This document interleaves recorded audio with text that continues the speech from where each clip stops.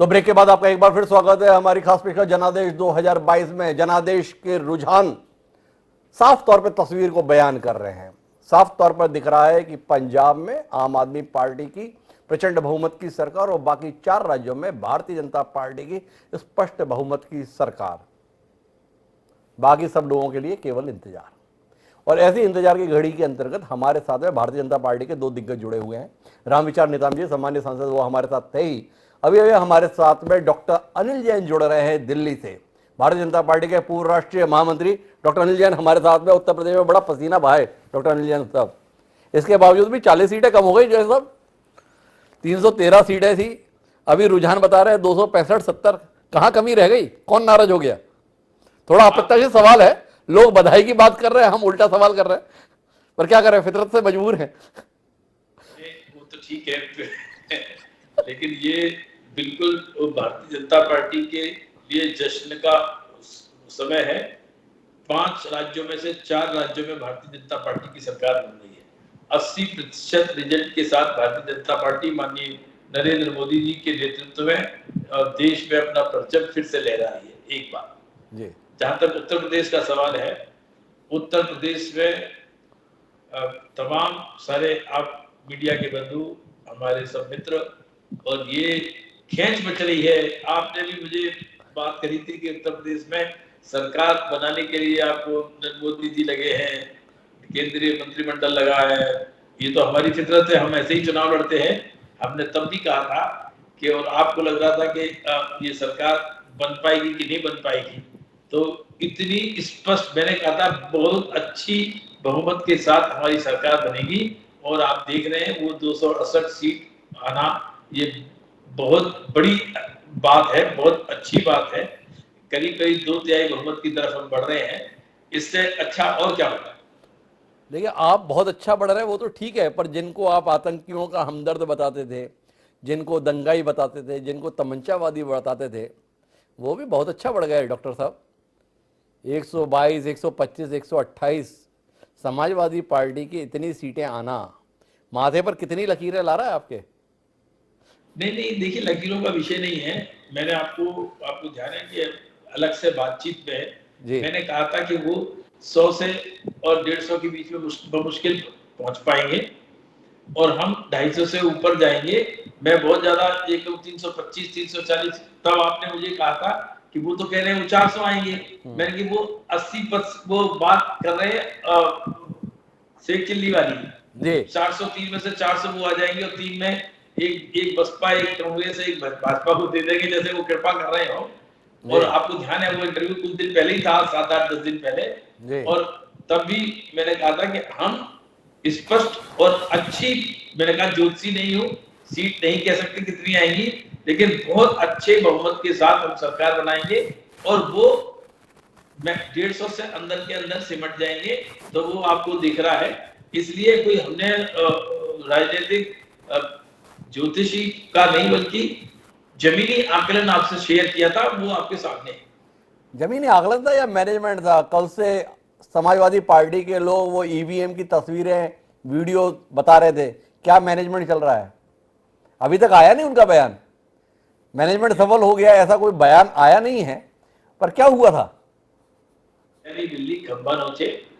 अगर ईवीएम की ताकत से हम जीतते होते तो हम छत्तीसगढ़ भी जीतते, हम राजस्थान भी जीतते, हम मध्य प्रदेश भी जीतते, और 4 में से 3 राज्य हम उस समय, और लोकसभा चुनाव से जस्ट पहले की बात थी तो हम वैसे भी जीत सकते थे। ये जो समय समय पर जब जीत उनकी है तो जनता ने जिताया, उनकी मेहनत ने जिताया, उन लोगों ने जिताया, और हारते हैं तो ठीकरा ईवीएम पर, मैनेजमेंट पर इस पर छोड़ते हैं।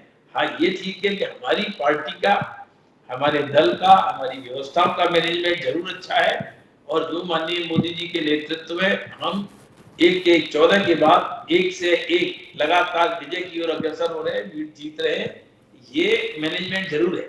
पार्टी का मैनेजमेंट हो, सरकारों का मैनेजमेंट हो, नीतियों का मैनेजमेंट हो, जनता की भलाई का मैनेजमेंट हो, government for the people, of the people हो, इसको चरितार्थ करने का हो, सर्वे भवन्तु सुखिनः सर्वे सन्तु निरामया का हो, ये सब मैनेजमेंट जरूर किए हैं और इस मैनेजमेंट पर हमें गर्व है।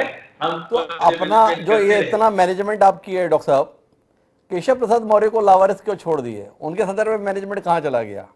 इन तमाम अच्छी खबरों के बीच में केशव प्रसाद मौर्य पीछे चल रहे हैं। योगी आदित्यनाथ को चुनौती दिया करते थे, अगला मुख्यमंत्री योगी आदित्यनाथ ही होंगे, ये कोई जरूरी नहीं है, ऐसा कहा करते थे। कीमत चुका रहे अपने बयानों की केशव प्रसाद मौर्य।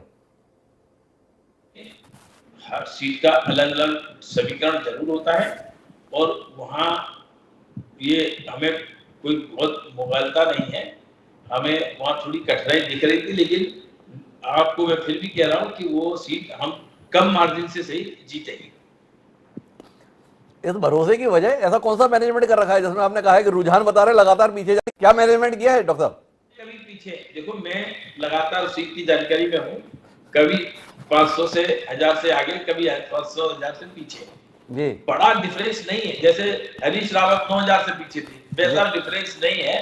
तो हमें उम्मीद है कि हम कम मार्जिन से सही लेके जीतेंगे। कम मार्जिन से सही लेकिन हम जीतेंगे। उत्तराखंड में क्या हुआ?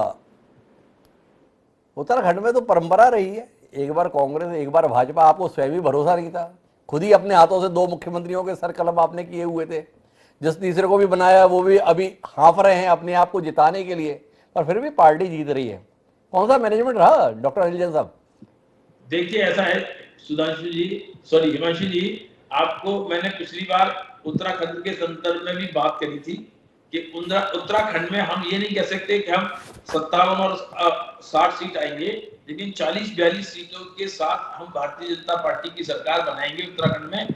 ऐसा उत्तराखंड का वातावरण बना है।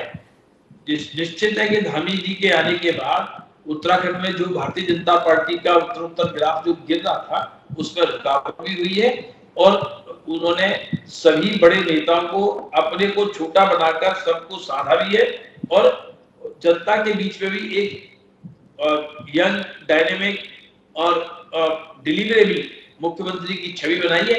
इसलिए उत्तराखंड का दृश्य बदला और मैंने ग्राउंड रिपोर्ट की थी, मैं उत्तराखंड खुद गया था, तो मैंने आपको बताया था कि उत्तराखंड जाकर मुझे जो लगा है कि जो चाहे अखबारों में कांग्रेस की सरकार बना रहे हो, वो किसी की बना रहे, क्योंकि कांग्रेस में भी सिर्फ डबल कम नहीं थी, आपको भी पता है कि तब सीएम कैंडिडेट तक नहीं डिक्लेयर किया था। तो उस सब के कारणों से हमने देखा कि उत्तराखंड में भारतीय जनता पार्टी की तरफ निश्चित सरकार बनाने का माहौल है। इसलिए मैंने आपको कहा था, आप याद करें कि उत्तराखंड में भी भारतीय जनता पार्टी सरकार बनाएगी। और आपने सब कुछ अच्छा अच्छा बोला, लेकिन पुष्कर सिंह धामी क्यों फंसे हुए इसमें अनिल जैन साहब आपने कोई टिप्पणी की नहीं। क्या कष्ट है? धामी जी इतना क्यों हाँफ रहे हैं? धामी जी क्यों इतनी मुश्किल में? जिनके बूते पे आप कह रहे हैं देखो हम कमाल कर रहे हैं, वो खुद अपनी सीट पर तरस क्यों रहे हैं जीत के लिए? सवाल है ना जैन साहब।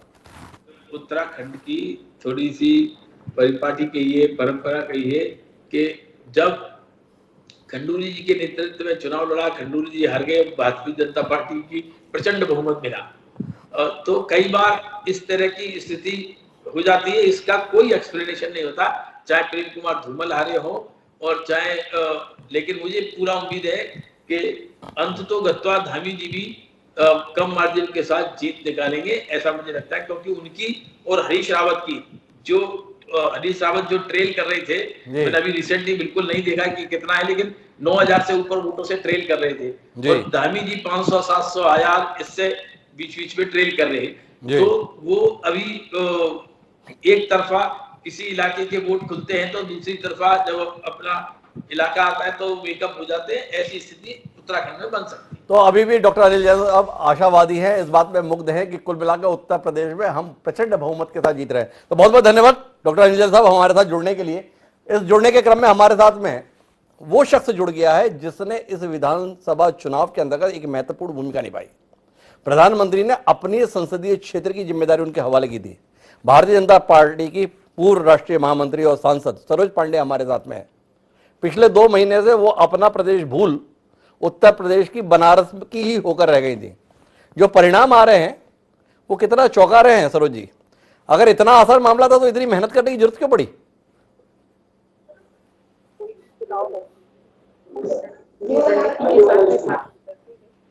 और हमने मजबूती के साथ में मैदान में काम किया। प्रधानमंत्री जी ने उस क्षेत्र का प्रतिनिधित्व किया हुआ है, पूरे देश का प्रतिनिधित्व तो कर ही रहे हैं। लेकिन जिस प्रकार के परिणाम आ रहे हैं वो बहुत सुखद है, मैं ऐसा मानती हूँ। और जनता ने दोनों हाथ से आशीर्वाद दिया है। प्रचंड बहुमत के साथ में हम पुनः सरकार बनाने जा रहे हैं। उत्तर प्रदेश के इतिहास में ये बड़ी बात है। प्रचंड बहुमत से सरकार बनाने जा रहे हैं, ये तो सामने दिख रहा है, पर क्यों बनाने जा रहे हैं? ऐसा क्या कर दिया जिसके चलते जनता ने दूसरा विकल्प चुनना नहीं चाहा? आप वहां पर रहीं, क्या कुछ ऐसा महसूस किया जिसके चलते ऐसा परिणाम है, या चौंका रहा है आपको ये परिणाम कि खामखा में इतनी मेहनत कर रहे थे, परिणाम जब इतना अच्छा आना था? मेहनत तो करनी ही पड़ती है, चाहे वो कोई भी क्षेत्र हो। प्रधानमंत्री जी का जिस प्रकार का कार्य योजना रही, उस कार्य योजना के साथ साथ वो सभी रणनीतियां, और प्रधानमंत्री जी ने क्षेत्र की जनता के लिए जो काम किए, जिस प्रकार से देश में लोगों का विश्वास बढ़ा है भारतीय जनता पार्टी पर, वहां पर हमारी तमाम चीजें जनता के मन में उतरी और विशेष तौर पर महिलाओं का बहुत बेहतर प्रतिसाद मिला है। एक बात जानना चाहूंगा कि कुल मिलाकर उत्तर प्रदेश का जो परिणाम है सरोज जी, ये योगी आदित्यनाथ के सुशासन के प्रति जनादेश है या प्रधानमंत्री नरेंद्र मोदी के प्रति आकर्षण? क्या महसूस कर पाए आप, क्या है ये? नरेंद्र मोदी के प्रति पूरे देश का आकर्षण है और वो आकर्षण भी अपना काम करता है। मुख्यमंत्री योगी आदित्यनाथ ने जो काम किया, जिस प्रकार से वहां पर कानून व्यवस्था को लागू किया, उसके प्रति भी लोगों का प्रतिसाद है और उस प्रतिसाद के कारण भी निश्चित तौर पर लोगों में एक विश्वास पैदा हुआ और ईमानदार सरकार जो भारतीय जनता पार्टी ने भी, लोगों का उस पर भी विश्वास हुआ। इसके साथ ही साथ जो गरीबों की सरकार ने जिस प्रकार से कोरोना के काल में व्यवस्था की, वहां पे लोगों को भोजन की व्यवस्था की, लोगों को जिस प्रकार से 2 महीने में 2 बार राशन मिल रहा है, ये सब चीजें भारतीय जनता पार्टी की वोट में तब्दील हुई। जी, अभी आप जो जनादेश के संदर्भ में व्यक्त कर रहे हैं, भाजपा को योगी आदित्यनाथ पे इतना अविश्वास क्यों था? यह सवाल इसलिए है कि जिस तरीके से ड्यूटी लगाई गई, अमित शाह एक क्षेत्र विशेष के प्रभारी, जेपी नड्डा राष्ट्रीय अध्यक्ष फिर भी एक क्षेत्र के प्रभारी, आज समेत तमाम दिग्गज नेता 6 प्रभारी, इतनी सारी जमावट क्यों करनी पड़ी? कहां अविश्वास था योगी आदित्यनाथ के संदर्भ में पार्टी को कि लगा कि जब तक राष्ट्रीय नेतृत्व नहीं लगेगा बात नहीं बनेगी? अविश्वास नहीं, ये भारतीय जनता पार्टी की रणनीति है। भारतीय जनता पार्टी का संगठन हर जगह पे मजबूती के साथ में काम करता है और केवल उत्तर प्रदेश नहीं, बाकी राज्यों में भी वहां पर लोगों की एक बड़ी टीम ने काम किया, संगठन के नेताओं ने काम किया और सभी लोग मिलजुल कर मजबूती के साथ में चुनाव लड़ते हैं। हमारे नेता का आकर्षण है, हमारी सरकार की काम काज की योजनाएं हैं और हमने जिन योजनाओं को नीचे तक उतारा है वो जनता तक भली पहुंची है। उसे वोट में तब्दील कराने की जिम्मेदारी संगठन की होती है और संगठन ने इस काम को बखूबी भी किया है। एक और सवाल जो आपसे जानने का है, 4 राज्यों में भाजपा चमत्कारिक प्रदर्शन कर रही है, सब तरफ जीत रही है, स्पष्ट बहुमत के साथ जीतती दिख रही है, पर पंजाब जहां पर नए प्रयोग भाजपा कर रही थी, कैप्टन अमरिंदर सिंह का साथ लिया, इतने बड़े स्तर पर चुनाव लड़ा, प्रधानमंत्री जी ने स्वयं मेहनत की, जीतना तो दूर की बात है, लड़ने की स्थिति में भी नहीं आई। इसके संदर्भ में कोई टिप्पणी करेंगे सरोज पांडे जी? पंजाब की परिस्थितियां एकदम अलग थी। पंजाब की परिस्थितियों पर कोई टिप्पणी करना अभी उचित नहीं होगा, लेकिन जिस प्रकार की परिस्थितियां थी उसमें भारतीय जनता पार्टी ने अपनी उपस्थिति दर्ज कराई है, ये बड़ी बात है। हम सभी बूथों पर वहां पर अपनी उपस्थिति को दर्ज करा पाए, ये भी एक बड़ा विषय है। और मुझे लगता है कि पंजाब के हालात बेहद अलग थे, जैसा सोचा था उससे भी बेहद अलग थे। प्रधानमंत्री जी ने स्वयं कोशिश की, किसानों के हित के विषयों पर जिस प्रकार से पार्टी ने कोशिश की उन्हें समझाने की, न समझ पाने पर भी हमने उसे वापस भी लिया, क्योंकि वहां के हालात जिस प्रकार के थे उसमें ये परिणाम दिखाई दे रहे हैं। तो पंजाब के संदर्भ में हालात अलग थे, तो बहुत बहुत बधाई सरोज जी आपको, आपने जो पिछले 2 महीने से मशक्कत की हुई थी उसके परिणाम दिख रहे हैं। हमारे साथ जुड़ने के लिए धन्यवाद। तो ये थी सरोज पांडे जी, पूर्व राष्ट्रीय महामंत्री भारतीय जनता पार्टी और उत्तर प्रदेश की सह प्रभारी। इस विधानसभा चुनाव के संदर्भ में उनके पास में प्रभार था बनारस क्षेत्र का, जहां से स्वयं प्रधानमंत्री नरेंद्र मोदी चुने जाते हैं। वहां पे किया गया परिश्रम काम दिखा रहा है, लेकिन इन सब के बीच में हमारे साथ में एक बड़े महत्वपूर्ण अतिथि जुड़ चुके हैं कमल पटेल जी के रूप में। किसान आंदोलन के दौरान किसान कानूनों के समर्थन में सबसे मुखर आवाज रही थी कमल पटेल जी की। क्या कहते हैं कमल जी, अब जो परिणाम आए हैं इसके आधार पर किसान आंदोलन कुछ काम किया, नहीं किया? किसानों की अपील कुछ काम आई, नहीं आई? नहीं, देखिए, किसान भारतीय जनता पार्टी के साथ है, किसान नेता जो है उनको खिलाफ थे, लेकिन किसान पूरा देश का मोदी जी के साथ है, क्योंकि मोदी जी ने आजाद भारत के 75 साल में जो 86-90% किसान 5 एकड़ से छोटे हैं, उनकी चिंता पहली बार भारत में हुई है। 2-2 हजार करके 6,000 किसान सम्मान निधि दिए, उनको जीवन दिया, उनके लिए भगवान है मोदी जी। और इसलिए उन छोटे किसानों का जो 80-86% है, एक तरफा सपोर्ट मिला है जी। दूसरा, मैं खुद उत्तर प्रदेश गया था चुनाव में, अलीगढ़ में गांव गांव घूमा हूं, वहां लोग एक ही बात कहते थे कि मोदी जी और योगी जी की जोड़ी को हम वोट दे रहे हैं क्योंकि हमको सुरक्षा दी है, गुंडा राज खत्म किया है, भ्रष्टाचार खत्म किया है, सुशासन दिया है, गरीबों की चिंता, आम आदमी की चिंता। शाम को 6 बजे बाद सपा के शासन में, बसपा के शासन में जा नहीं सकता था खेत में किसान। अगर शाम को 7 बज गई और नहीं आया तो घर वाले चिंता करने लगते थे कि जिंदा आएगा कि नहीं आएगा, लूट हो जाती थी, मारकाट हो जाती थी। लेकिन इन 5 वर्षों में योगी जी के नेतृत्व में गुंडे जमीन के नीचे धंस गए या प्रदेश छोड़ के चले गए और आम आदमी को सुरक्षा दी है। सबसे बड़ा मुद्दा इस उत्तर प्रदेश चुनाव में आम नागरिक की सुरक्षा का था, कानून व्यवस्था का था, गुंडा राज खत्म करने का था, पहला। और दूसरा, सबका साथ, सबका विकास, सबका विश्वास, हर वर्ग की चिंता करके सबको साथ लेकर योगी जी चले, मोदी जी चले। तीसरा, भ्रष्टाचार मुक्त प्रशासन। और इसलिए भारतीय जनता पार्टी जो कहती है वो करती है। प्रधानमंत्री नरेंद्र मोदी जी के और उत्तर प्रदेश में योगी जी के नेतृत्व में जनता का दिल जीता, विश्वास जीता, और उसी के कारण जनता ने आशीर्वाद दिया, बम्पर वोट दिए और चुनाव जिताया। उसके लिए मैं जनता का भी धन्यवाद करता हूं और मोदी जी और योगी जी, नड्डा जी और स्वतंत्र देव सिंह जी को बधाई देता हूं। भारतीय जनता पार्टी के कार्यकर्ताओं का अभिनंदन करता हूं और जनता को प्रणाम करता हूं। आप सबका अभिनंदन कर रहे हैं, पर अपने नेता शिवराज सिंह चौहान को कोई परामर्श देने की जरूरत महसूस नहीं कर रहे हैं? एक तरफ देखिए, योगी आदित्यनाथ, मौका मिला, 5 साल बाद चुनाव हो रहा है, प्रचंड बहुमत के साथ जीत के आ रहे हैं। गोवा में जनता ने पिछली बार खारिज कर दिया था, पर 5 साल बाद जनता का विश्वास स्पष्ट बहुमत के तौर पर मिलता दिख रहा है। उत्तराखंड में सारे अनुमानों को ध्वस्त करते हुए वापस आ रहे हैं।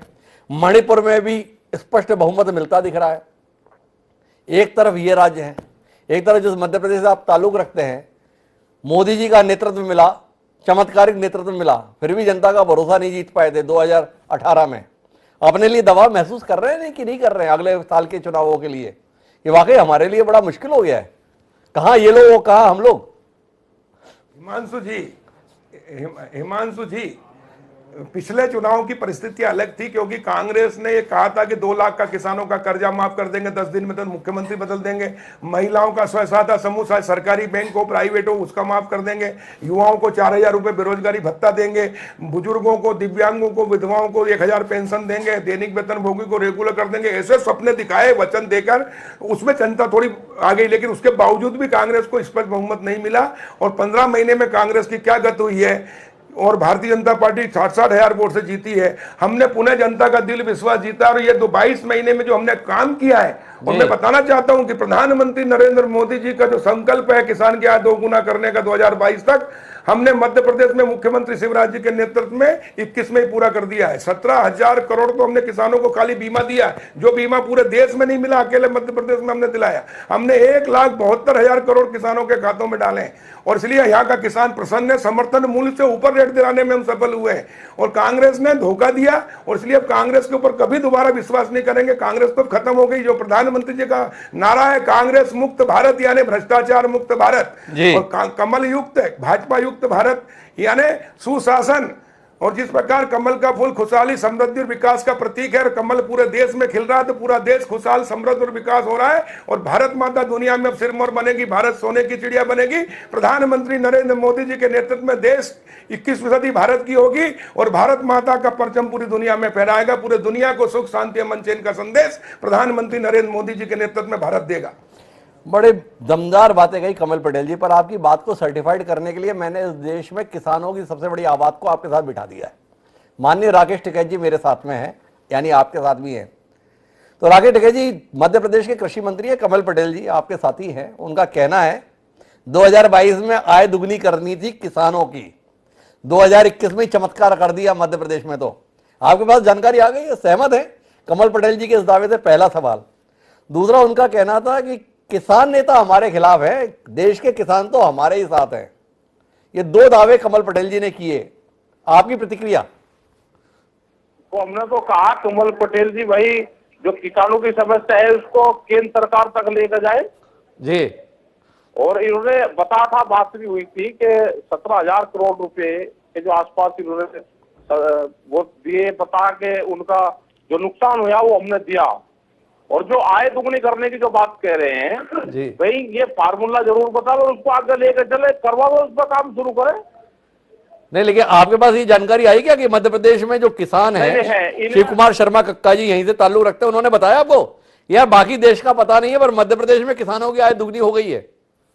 नहीं, दुगनी तो अभी देखो कहीं हुई नहीं जी, दुगनी तो हुई नहीं, लेकिन ये लगे रहेंगे, इस तरह के विचारक अगर लोग होंगे ये लगे रहेंगे जी मंत्री जैसे, तो शायद हो सके, क्योंकि ये किसानी क्षेत्र से आते हैं जी। तो इन पे काम करना चाहिए इनको। कमल पटेल जी कोई टिप्पणी करना चाह रहे हैं? राकेश टिकैत जी आपकी बात पर एक बार सुनते हैं कमल पटेल जी क्या कह रहे हैं? मैं राकेश टिकैत जी मैं आपसे कुछ विचार विमर्श करना चाहता हूं। देखिए मैं पहले किसान हूं, बाद में मंत्री हूं, और इसलिए जैसे ही मैं मंत्री बना, कृषि मंत्री का दायित्व मिला, मैं बताना चाहता हूं राकेश टिकैत जी को कि जो मांग किसान संगठनों ने नहीं की कभी, वो मैंने पूरी की है, क्योंकि एक किसान हूं। जैसे उदाहरण के लिए गेहूं ये रबी की फसल है, लेकिन चना सरसों मसूर भी रबी की है, लेकिन और चने गेहूं के पहले चना सरसों मसूर आती, लेकिन खरीदी जाती थी मई में, जब तक 90% किसान छोटा बेच देता था आधी कीमत में। हमने उसको पहले खरीदना शुरू किया 15 मार्च से, गेहूं से पहले, और जो 13 कुंटल सरसों खरीदते थे प्रति हेक्टर कमलनाथ जी, और 15 कुंटल चना हमने 20-20 कुंटल किया। और उसके कारण 8 दिन के अंदर, जब मैं मंत्री बना उसके 8 दिन के अंदर जो सरसों 2500 से 3800 बिक रही थी वो 4500 से 5600 हो गई, जबकि समर्थन मूल्य था 4425। जो चना 3500 से 4000 बिक रहा था वो 5000 से 6000 हो गया। और हमने 15 मार्च से इस बार खरीदी की 20 में 21 में, उसके कारण 10,000 करोड़ किसान के खाते में ज्यादा गए। जो मुट्ठी भर व्यापारी और उद्योगपति कमाते थे वो किसानों को मिला। एक दूसरा, एक दिन में मनमोहन सिंह जी ने 2004 में एक ऑर्डर कर गए थे कि चना सरसों मसूर समर्थन मूल्य पे खरीदेंगे, लेकिन 25 ही कुंटल खरीदेंगे। ये देश का पहला राज्य मध्य प्रदेश जो मैंने मंत्रिमंडल से भारत सरकार से बातचीत करके केंद्रीय कृषि मंत्री से बात करके सीमा हटवाई, और इसलिए पूरा समर्थन मूल्य पे माल आने लगा। तो व्यापारी को माल नहीं मिला तो उद्योगों को सप्लाई नहीं हुआ, तो इनकी मजबूरी हो गई रेट बढ़ाना और समर्थन मूल्य से ऊपर करना, और इसलिए समर्थन मूल्य से ऊपर 1000 रुपए कुंटल 2000 रुपए कुंटल हमने सरसों चना मसूर बिकवाया, और इसके कारण किसानों को ज्यादा रेट मिले। यह होता है किसान का प्रतिनिधित्व करने का मतलब। खाली किसान नेता किसान कहने से काम नहीं चलेगा, काम करना पड़ेगा। जो गलत नीतियां उनको ठीक करना पड़ेगी, और वो हमने मध्य प्रदेश में ठीक किया। मुख्यमंत्री शिवराज जी के नेतृत्व में, प्रधानमंत्री नरेंद्र मोदी जी और केंद्रीय कृषि मंत्री नरेंद्र सिंह तोमर जी के आशीर्वाद से, और उसके कारण हमने सत्ता परिवर्तन से व्यवस्था परिवर्तन भी किया, किसान की आय दोगुना की। और मुझे गर्व है कि हमने मूंग में भी ग्रीष्मकालीन पहली बार इस देश में खरीदी की। जो बाजार में 4000 बिक रही थी वो सीधे 6000 4500 हो गई हमारे समर्थन मूल्य पे खरीदने से। 7196 में हमने पूरा मूंग खरीदा, और उसके कारण किसानों को 2000 करोड़ सिर्फ मूंग में ज्यादा दिलाए। और इस प्रकार हमने किसानों की आय दोगुना करने में प्रधानमंत्री नरेंद्र मोदी जी का संकल्प पूरा किया है, और इसलिए मेरे को संतोष है और मेरा मंत्री बनना सार्थक हो गया है। पर कमल पटेल जी आपसे सवाल है, फिर राकेश टिकैत जी के पास भी चलता हूं कि ये काम केवल आपने ही क्यों किया? भाजपा की तो इतने राज्यों में सरकार है, बाकी सरकारों ने ये जिम्मेदारी नहीं निभाई। उनके खिलाफ आंदोलन कब कर रहे हैं कमल पटेल जी अपने किसान भाइयों के लिए? नहीं, मेरी जिम्मेदारी मेरे मध्य प्रदेश में है। मैं मध्य प्रदेश के किसानों के लिए कर रहा हूं, और बाकी राज्यों के मंत्रियों से भी चर्चा कर रहा हूं कि आप लोग भी बात करके कराइए, अपने अपने राज्य में खरीदी करिए। किसानों को देखिए मांग और पूर्ति पर रेट मिलता है जी, और मांग और अच्छा मैं ये कहना चाहता हूं राकेश टिकैत जी आपसे भी, आप एमएसपी की बात क्यों करते हो? न्यूनतम समर्थन मूल्य किसान को क्यों? एमएसपी क्यों, एमआरपी क्यों नहीं? उच्चतम खुदरा मूल्य क्यों नहीं? पानी की बोतल की भी एमआरपी है, तो हमारे किसानों के दूध की एमआरपी क्यों नहीं होना चाहिए? टमाटर की एमआरपी क्यों नहीं होना चाहिए? हम एमआरपी की ओर ले जा रहे हैं किसानों को प्रधानमंत्री नरेंद्र मोदी जी के नेतृत्व में। कमल पटेल जी का दावा है हम एमआरपी की ओर ले जा रहे हैं। राकेश टिकैत जी यकीन कर पा रहे हैं कमल पटेल जी की बात पर आप? पहला सवाल। लेकिन मैं ऐसे किसान आंदोलन के लिए डिबेट में नहीं जाना चाहता हूं, मैं तो परिणामों पर बात करना चाहता हूं। उत्तर प्रदेश के संदर्भ में भाजपा को सबक सिखाने का आह्वान था संयुक्त किसान मोर्चे का, सबक मिला है। 403 सीटें 273 सीटों पर भाजपा आगे। क्या सबक मिला टिकैत साहब?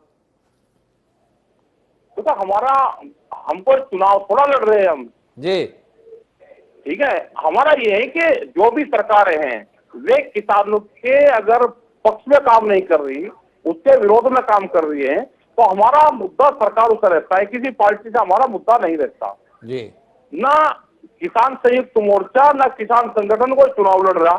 हम अपनी बात कहते हैं और जो भी स्टेट गवर्नमेंट ठीक काम करती है हम बताते हैं दूसरे वाले को कि भाई उसमें ये काम हो रहा है, आप भी ये कहो जी हमने बताया हरियाणा के अंदर इन्हीं विचारधारा की सरकार है, जी वहां पर 15 रुपए हाथ पावर बिजली का रेट है। जी उत्तर प्रदेश में 175 रुपया है, तो बहुत ज्यादा है। तेलंगाना में वहां की सरकार बिजली फ्री देती है और 10,000 रुपए एकड़ वहां को किसान को सब्सिडी वो देती है। तो दूसरी स्टेट में भी ये होना चाहिए आपस में, क्योंकि जब तक स्टेट टू स्टेट कंपटीशन नहीं होगा, अगर मध्य प्रदेश में कोई चीज ठीक है और उत्तर प्रदेश में नहीं है या राजस्थान में नहीं है, तो वहां की चीज वहां पे लागू करो और वहां की वहां पे करो, क्योंकि स्टेट पॉलिसी भी अब बहुत काम कर सकती है किसानों के उसमें। जैसे कमल पटेल जी ने कहा कि हम अपने किसानों को यहाँ पे ये दे रहे हैं, और इन्होंने एमआरपी की बात करी, बिल्कुल ठीक बात करी। एमआरपी का इशू भी देश में आएगा। हमारा ये है कि पहले एमएसपी भी आ जाए, एमएसपी तो लागू हो जाए, उस पर कानून बन जाए, आगे एमआरपी की बात होगी, C2+50 वाले की बात होगी, और इस तरह के विचारधारक लोग जो एग्रीकल्चर सेक्टर से जुड़े हुए हो, जो खेती सेक्टर से जुड़े हुए हो, वे लोग पॉलिटिक्स में होंगे, वे पॉलिटिक्स में किसानों का पक्ष रखते तो उसका भला हो सकता है किसानों का। तो इस तरह के विचारक लोग चाहिए वहां पे पॉलिटिक्स में, उन्हीं के बीच में जाके अपनी किसानों की, मजदूर की, गांव की, देहात की बात वहां पे रख सके, उस तरह के लोग चाहिए। और ये खेती करने वाले लोग हैं, वहां के जो कृषि मंत्री हैं, खेती करते हैं, उसी उससे जुड़े हुए हैं, तो इनको पूरा एग्रीकल्चर का तजर्बा है, इनको काम करना चाहिए। और एमएसपी के सवाल पे ये एक कानून यहाँ पे ले आए हैं मध्य प्रदेश में कि हम एमएसपी से नीचे पे खरीद नहीं होने देंगे। ऊपर जितने से भी हो रही है ऊपर करवाओ खरीद, लेकिन उसके नीचे पे खरीद नहीं होगी। तो ये पॉलिसी इनको यहाँ पे लेकर आनी चाहिए, जरूर यहाँ पर आनी चाहिए। लेकिन आपने मेरा को इस बात का जवाब नहीं दिया कि उत्तर प्रदेश में जो परिणाम आ रहा है, ये परिणाम आपको कितना चौंका रहा है, या ये परिणाम आपके अनुमान के अनुरूप है? आप चुनाव नहीं लड़ते, अच्छी बात है, पर चुनाव में मतदाता के तौर पर भूमिका निभाते हैं। जिस तरीके से भारतीय जनता पार्टी ने और योगी आदित्यनाथ ने सत्ता में वापसी की है, क्या राकेश टिकैत की जो अपनी राजनीतिक समझ है वो महसूस कर पाई थी कि हाँ यही परिणाम आना है, या आपको चौंका रहा है ये परिणाम? हमें कोई नहीं चौंकाता परिणाम जी। पॉलिटिकल पार्टियों का मतलब है कि वोट कैसे मिलेगी, वो उसको अपना काम करते हैं। हमारा काम है कि आंदोलन कैसे होगा और हम अपनी बात सरकारों के सामने कैसे रखेंगे, हम एक प्रेशर ग्रुप का काम कैसे करेंगे।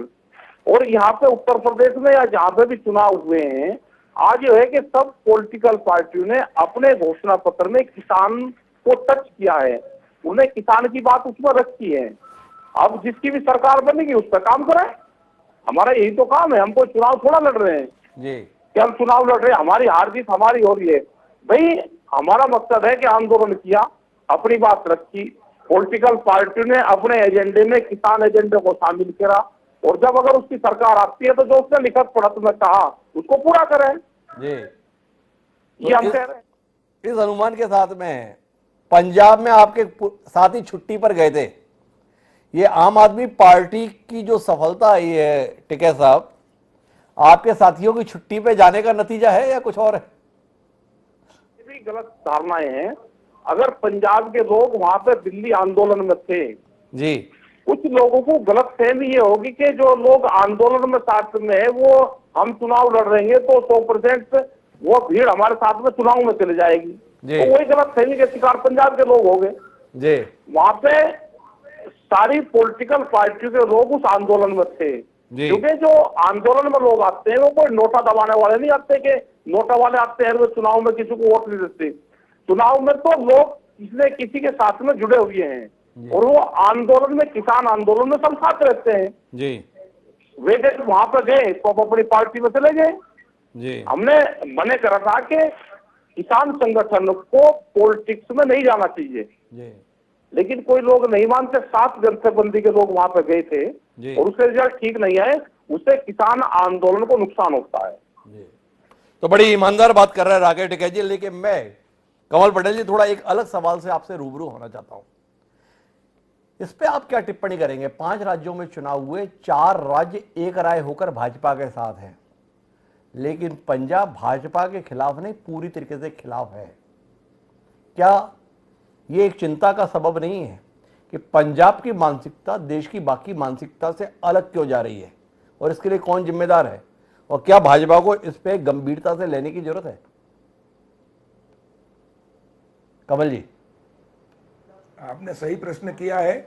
बिल्कुल भारतीय जनता पार्टी का नेतृत्व इसको गंभीरता से लेगा, और हमारा तो पूरा लक्ष्य ही है कि पूरे भारत के पंच से लेकर प्रधानमंत्री तक भारतीय जनता पार्टी के जनप्रतिनिधि जीते, ताकि इस देश को शक्तिशाली, समृद्धशाली, वैभवशाली बनाकर विश्व गुरु के स्थान पर पहुंचाएं। इस देश से गरीबी नाम की जो चीज है वो हटे, इस देश से बेरोजगारी हटे, इस देश में हर व्यक्ति सुखी, संपन्न और समृद्ध हो, खुशहाल हो, सब सुखी हो। ये हमारा लक्ष्य है, इसीलिए हम राजनीति कर रहे हैं। और प्रधानमंत्री नरेंद्र मोदी जी के नेतृत्व में पूरे पार्टी इसी काम में रात दिन लगी कि हम देश के लिए, समाज के लिए राजनीति करते हैं। पंजाब में पहले से हमारा संगठन उतना मजबूत नहीं है। हम अकाली दल के साथ समझौता करके रहे, अकाली दल ने हमारा साथ छोड़कर चला गया, इसलिए अकाली दल की भी हालत खराब हो गई। और भारतीय जनता पार्टी का अब हम आगे 5 साल में भारतीय जनता पार्टी का जनाधार गांव-गांव तक बढ़ाएंगे प्रधानमंत्री नरेंद्र मोदी जी के नेतृत्व में, और संगठन को मजबूत करके अगला चुनाव पंजाब में भी जीतेंगे। तो अगला चुनाव भी पंजाब में जीतेंगे। एक आखिरी सवाल आपसे करना चाहता हूं कमल पटेल जी, लोगों का आकलन रहा कि जिस किसान कानूनों के संदर्भ में इतनी जबरदस्त पैरोकारी भारतीय जनता पार्टी और उसके नेताओं ने, जिसमें सम्माननीय नरेंद्र सिंह तोमर और कमल पटेल भी शामिल थे, भाजपा ने वापस इसलिए ले लिया क्योंकि वो चुनाव में नुकसान नहीं उठाना चाहती थी। परिणाम आ गया है। क्या उम्मीद करें इन किसान कानूनों के संदर्भ में? किसानों के हित में लिया गया फैसला वापस लागू होगा, या वापस ले लिया गया है तो अब किसानों के हित की चिंता नहीं रही, नहीं करेंगे कुछ? देखिए, हमारे प्रधानमंत्री नरेंद्र मोदी जी जो भी काम करते हैं बहुत सोच विचार के करते हैं, देश के हित में करते हैं जी। क्योंकि कुछ लोगों ने किसान भोले भाले उनको बहकाने का प्रयास किया, और इसलिए उन्होंने कहा था कि मैंने किसान हित में कानून लाया था और देश हित में वापस ले रहा हूं जी, और दुखी मन से कहा था।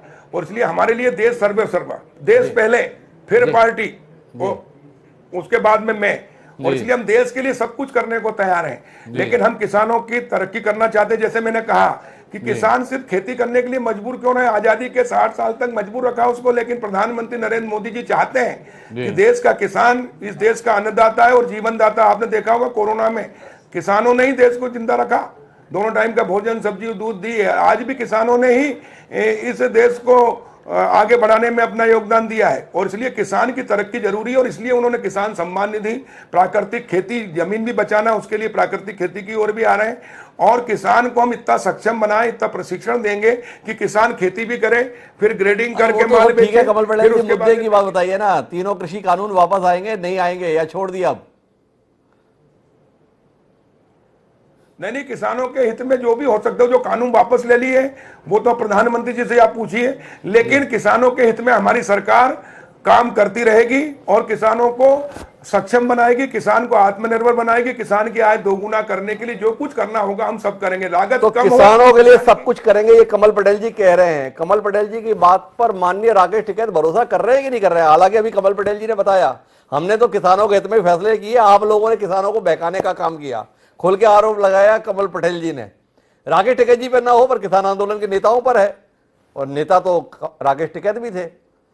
तो ये भरोसा कर रहे हैं, कमल पटेल जी कह रहे हैं जो भी संभव होगा किसानों के हित में करेंगे। हम ये कह रहे हैं कमल पटेल जी को 3 कानूनों में क्यों जा रहे जी? आप दूसरे और जवाब दे देंगे। एक आदमी तो कहीं किसान क्षेत्र से वहां पर जाकर बैठता है, आप ही नहीं, वो जाके न गोल मोल में घुमाओ, इन्हें अपना बने रहने दो, कुछ काम हो जाएगा जी।